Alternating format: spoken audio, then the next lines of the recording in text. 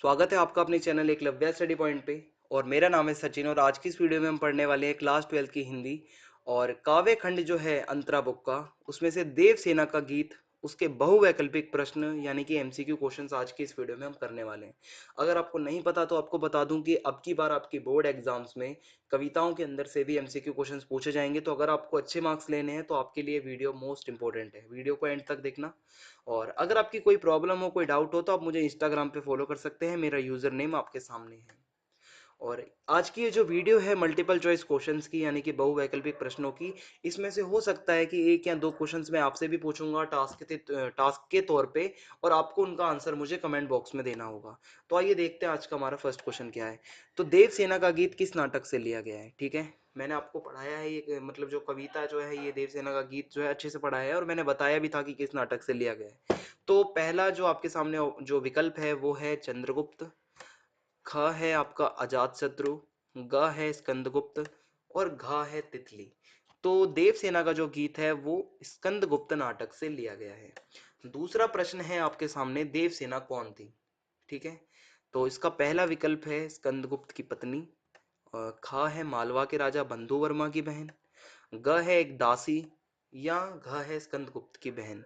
तो देवसेना जो है वो मालवा के राजा बंधु वर्मा की बहन थी। ठीक है, तो इसका जो दूसरा विकल्प है ये सही हो जाएगा। तीसरा प्रश्न है आपके सामने, देवसेना ने अपना जीवन किस प्रकार बिताया। ठीक है, क्वेश्चन को अच्छे से सुनना। देवसेना ने अपना जीवन किस प्रकार बिताया।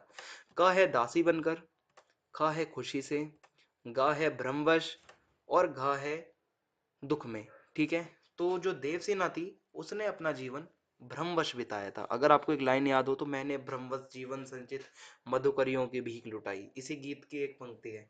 तो उसमें आपको समझ में आ जाएगा कि जो जीवन जो था देवसेना का, उसने भ्रमवश जो है वो व्यतीत किया। चौथा क्वेश्चन है आपके सामने, देवसेना के जीवन रूपी यात्रा में कौन उसके साथ था। आपको पता है कि देवसेना जो थी लगभग वो अकेली थी, तो कौन होगा उसके साथ में। क है स्कंदगुप्त, ख है उसका भाई, ग है प्रलय, या घ है आपका नीरवता या अकेलापन। तो जो देवसेना है उसके जीवन रूपी जो एक यात्रा थी, उसमें उसके साथ जो था वो उसका अकेलापन था, या जिसको हम कह सकते हैं नीरवता। ठीक है, तो इसका जो है घ सही ऑप्शन हो जाएगा। पांचवा क्वेश्चन है आपके सामने, देवसेना के जीवन में किसने विहाग की तान उठाई थी। क्वेश्चन को अच्छे से पढ़ना है आपको कि देवसेना के जीवन में किसने विहाग की तान उठाई थी। का है पक्षियों ने, खा है स्कंदगुप्त ने, ग है बंधु वर्मा ने, या घा है किसी गायक ने। पक्षी तो नहीं होंगे इसमें, स्कंदगुप्त जो है इसको अभी यहाँ छोड़ते हैं, बंधु वर्मा भी नहीं होगा, और कोई गायक भी नहीं होगा। तो सिंपल सा इसका आंसर हो जाएगा स्कंदगुप्त ने। ठीक है, स्कंदगुप्त ने ही विहाग की तान उठाई थी। छठा क्वेश्चन है आपके सामने, कॉर्नेलिया का गीत किस नाटक में संकलित है। अब ये आपका टास्क है, आपको कमेंट बॉक्स में बताना है। ठीक है, तो इसका पहला विकल्प है अजातशत्रु, दूसरा विकल्प है स्कंदगुप्त, तीसरा है चंद्रगुप्त, और चौथा है ध्रुव स्वामिनी। तो आपको कमेंट बॉक्स में टास्क दिया जाता है कि बताना है कि इसका सही उत्तर क्या होना चाहिए। सातवां प्रश्न है आपके सामने, कॉर्नेलिया किसकी पुत्री थी। तो इसका पहला विकल्प है का सेल्यूकस, ख है अलेक्जेंडर, ग है निकोलस, और घ है इनमें से कोई नहीं। तो अगर आपको याद हो तो जो कॉर्नेलिया है वो सेल्यूकस की पुत्री थी। आठवां प्रश्न आपके सामने है, कॉर्नेलिया किस नदी के तट पर अरुण यह मधुमेह देश हमारा गीत गा रही है। ठीक है, जो कॉर्नेलिया है वो किस नदी के तट पे, अगर आपको याद हो तो कॉर्नेलिया एक नदी के तट पे बैठ के ये गीत गाती है। अब वो नदी कौन सी आपको बताना है। क है गंगा नदी, ख है झेलम नदी, ग है इसका सिंधु नदी, और घ है ब्रह्मपुत्र नदी। तो जो इसमें जो कॉर्नेलिया है वो बैठी है सिंधु नदी के तट पे, और इसका उत्तर जो हो जाएगा वो हो जाएगा ग सिंधु नदी।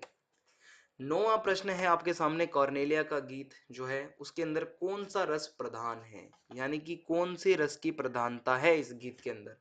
का है विभत्स रस की, या ख है अद्भुत रस की, ग है करुण रस की, या फिर वीर रस की।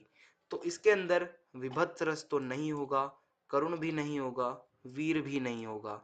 इसका जो उचित उत्तर होना चाहिए वो होगा अद्भुत रस। ठीक है, 10वां प्रश्न है आपके सामने, हेम कुंभ ले उषा सवेरे, भरती ढुलकाती सुख मेरे, मदिर ऊंघते रहते जब जगकर, रजनी भर तारा।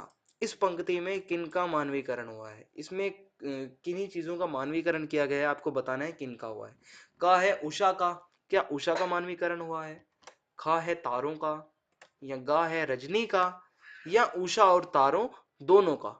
तो इसका जो उत्तर है ये भी आप मुझे कमेंट बॉक्स में बताओगे कि सही इसका उत्तर क्या होना चाहिए। तो दो क्वेश्चन आपको मैंने टास्क के तौर पे दिए हैं, कमेंट बॉक्स में बताना उसका उत्तर, और मैं आपको रिप्लाई जरूर करूंगा अगर आप सही बताओगे तो इस वीडियो में इतना ही। चैनल को सब्सक्राइब करना बिल्कुल भी ना भूलें, बेल आइकन दबा दें ताकि आने वाले वीडियोस के अपडेट आपको मिलते रहें। जय हिंद, जय भारत, धन्यवाद।